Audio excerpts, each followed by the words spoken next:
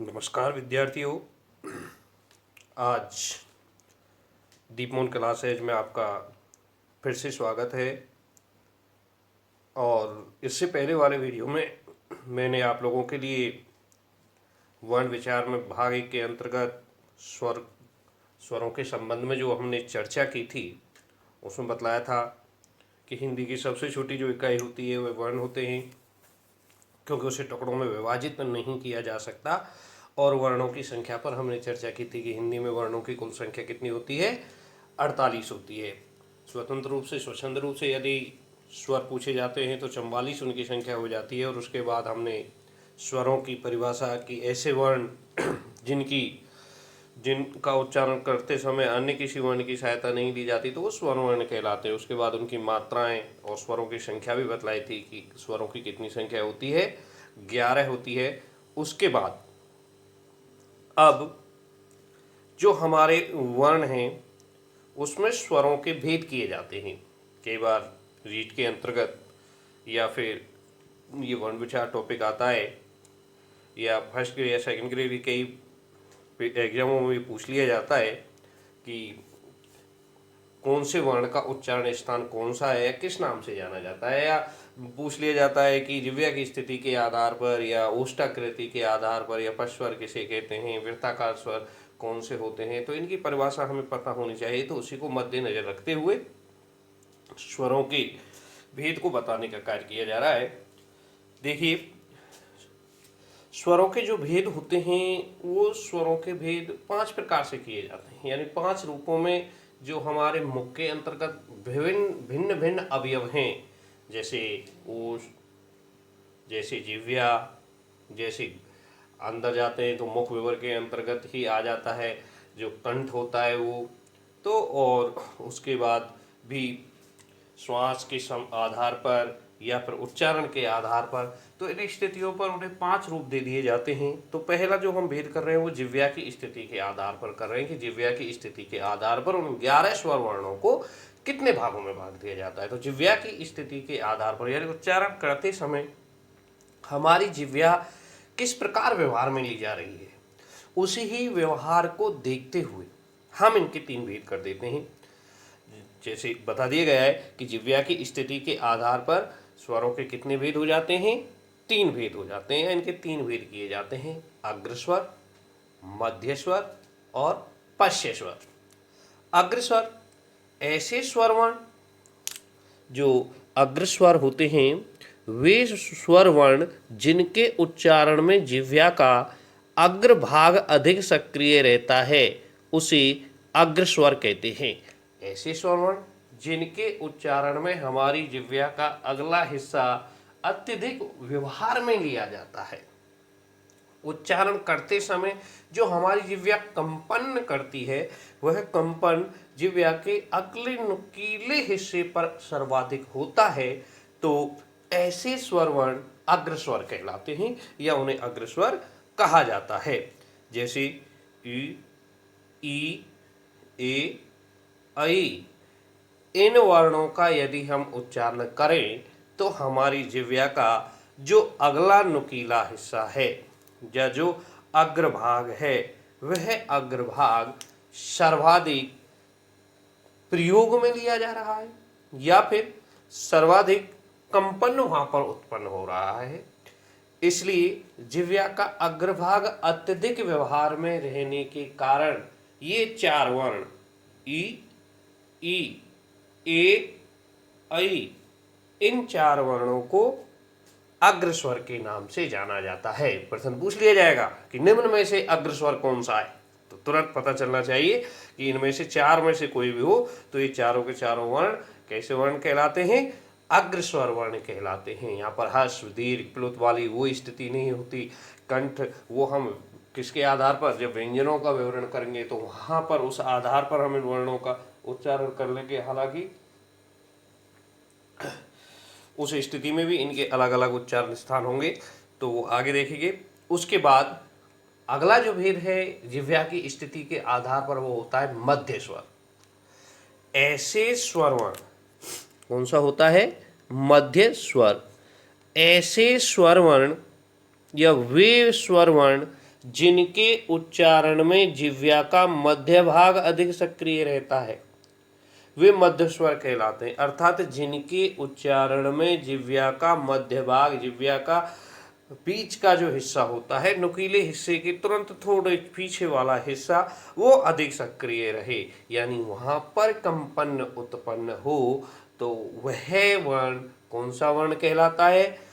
मध्य स्वर वर्ण कहलाता है जिह्वा की स्थिति के आधार पर।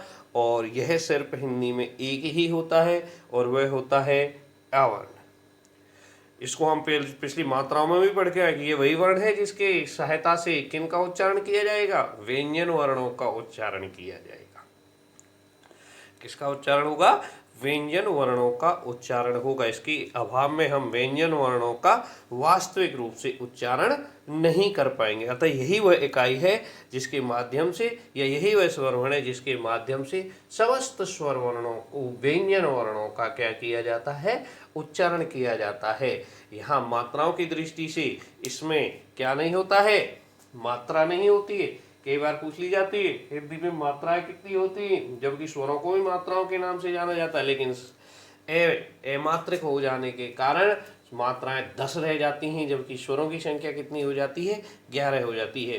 तो ऐसी स्थिति में ऐसे वर्ण, यानी कि हमारी जिह्वा का मध्य भाग अधिक सक्रिय रहने के कारण ही इस वर्ण को क्या नाम दिया गया? मध्य स्वर वर्ण कहा गया। उसके बाद हमारा जो तीसरा है वह है पश्य स्वर वर्ण। कौन सा है? पश्य। तो वे स्वर वर्ण जिनके उच्चारण में जिह्वा का पश्य भाग अधिक सक्रिय रहे। अब ना तो जिह्वा का अग्रभाग और ना ही जिह्वा का मध्य भाग इतना कंपन करेगा। अब देखो यहाँ पर ये नहीं कि जिह्वा आगे से बिल्कुल साइलेंट हो जाती है इनका उच्चारण करने में, या जिह्वा हिलती ही नहीं है, ऐसे तो नहीं हो पाई। लेकिन जो सर्वाधिक प्राणवायु जब हमारे बाहर निकल करके आती है, श्वास वायु जब बाहर निकल करके आती है और जब हम उच्चारण करते हैं, तो वह प्राणवायु कहाँ पर आकर सर्वाधिक टकराती है? हमारी जिह्वा का सर्वाधिक कौन सा भाग कहाँ पर जाकर के क्रियाशील होता है? तो वही उसी आधार पर इनका क्या कर दिया जाता है? विभाजन कर दिया जाता है। इसीलिए तो सर्वाधिक वैज्ञानिक भाषा संस्कृत और हिंदी को माना जाता है कि इनके बराबर वैज्ञानिक भाषा नहीं है। हर एक वर्ण का उच्चारण स्थान अलग अलग, हर एक वर्ण का लिखने का तरीका अलग अलग। यहाँ पर अंग्रेजी की तरह साइलेंट नहीं होता कि इसकी मात्रा साइलेंट कर दो। यदि हम मात्रा के साथ अनुनासिक या नासिक के वर्ण का प्रयोग करते तो वहाँ पर भी हमारे द्वारा नुक्ता चिन्ह या उनके चिन्ह लगा दिए जाते हैं। तो इस तरह हमारे व्यवहारिक रूप से देखा जाए तो बहुत अच्छे ढंग से वैज्ञानिक भाषा है अपने उसी रूप पर। तो पश्य स्वर वे स्वर वर्ण जिनके उच्चारण में जिह्वा का पश्य भाग अधिक सक्रिय रहता है, उन्हें पश्य स्वर कहते हैं। जैसे आ, बड़ा आ जो होता है, ई, ऊ, ओ, औ, और गृहीत स्वर वर्ण को मैंने अलग लिख दिया है, ऊ। ये भी ए और ऊ के मध्य की ध्वनि होने के कारण इनके साथ रख दिया जाता, तो यह भी पश्य स्वर के अंतर्गत आ जाता है। तो देखिए यहाँ पर कोई भी स्थान पर हमने री देखा जाए तो अग्र स्वर के उस पर आएगा री, ठीक है, लेकिन वहाँ पर जो हिंदी का नया विभाजन किया जाता है वहाँ पर उसको साइलेंट मोड पर रख दिया गया है, या वहाँ पर उसे उसका भेद के रूप में नहीं लिया गया है। तो यह गृहीत स्वर वर्ण जो ओ है उसको पश्य स्वर के अंतर्गत रखा गया है। तो ऐसे स्वर वर्ण जिनके उच्चारण जिह्वा का पश्य भाग सर्वाधिक सक्रिय रहता है वे कैसे स्वर वर्ण कहलाते हैं? पश्य स्वर वर्ण कहलाते हैं। आ, ऊ, औ और ओ, यानी कि इनका उच्चारण करते समय हमारी जिह्वा का पश्य भाग अधिक क्या रहेगा? सक्रिय रहेगा। उसके बाद अगला जो हमारा भेद किया जाता है वो किया जाता है ओष्ठाकृति के आधार पर। ओष्ठ होठों को कहा जाता है, यानी उच्चारण करते समय हमारे जो ओष्ठ होते हैं उनकी क्या स्थिति होती है, वो किस रूप में क्रियान्वित होते हैं, या किस प्रकार उनको प्रयोग में लिया जाता है। तो उसके आधार पर हमारे जो स्वर वर्ण हैं उनके दो भेद किए जाते हैं। एक तो होता है वृत्ताकार स्वर और दूसरा होता है अवृत्ताकार स्वर। वृत्त यानी वृत्त का आप देखा ही होगा, गोल होता है। तो वृत्ताकार स्वर वर्ण किसे कहते हैं? कि वे स्वर वर्ण जिनका उच्चारण करते समय हमारे ओष्ठों की आकृति वृत्त के समान गोल हो जाए, रुपये के समान गोल हो जाए, रोटी के समान गोल हो जाए, या थाली के समान गोल हो जाए। तो ऐसे जो वर्ण होते हैं वे वर्ण वृत्ताकार वर्ण कहलाते हैं, जिनके कारण हमारे मुख की आकृति क्या हो जाती है, गोल हो जाती है। जैसे उ, ऊ, ओ, औ, चारों वर्ण कैसे हैं, वृत्ताकार स्वर वर्ण हैं, या वृत्ताकार स्वर वर्णों की श्रेणी में आते हैं, क्योंकि इनका उच्चारण करते समय हमारे ओष्ठों की जो आकृति है वो किसके समान, वृत्त के समान गोल हो जाती है। उसके पश्चात जो अगला भेद है वह है अवृत्ताकार स्वर वर्ण, यानी जिनका उच्चारण करने में हमारे मुख की आकृति वृत्त के समान गोल नहीं होती, बल्कि सामान्य तरीके से हम उनका उच्चारण कर देते हैं। तो ऐसे वर्ण कैसे वर्ण कहलाते हैं, अवृत्ताकार स्वर वर्ण कहलाते हैं, यानी वे स्वर वर्ण जिनका उच्चारण करते समय ओष्ठों की आकृति गोल नहीं होती, उन्हें अवृत्ताकार स्वर वर्ण कहते हैं। जैसे ए, आ, ई, ऐ और री भी इसमें आ जाता है। ये क्या होते हैं, अवृत्ताकार है। इसमें जो मुख है वो किसके समान, वृत्ताकार वर्णों के समान क्या नहीं हो रहा है, गोल नहीं हो रहा है। यहाँ पर हम इस वर्ण को भी लिख देते हैं, ये जो गृहीत स्वर वर्ण है, कौन सा वाला, डॉक्टर ओ, अंग्रेजी से लिया गया, यह भी वृत्ताकार होता है, ठीक है, उसको भी वृत्ताकार स्वर वर्ण की श्रेणी में रख दिया जाता है। तो ये थे हमारे ओष्ठों की आकृति पर और जिह्वा की स्थिति की आकृति पर।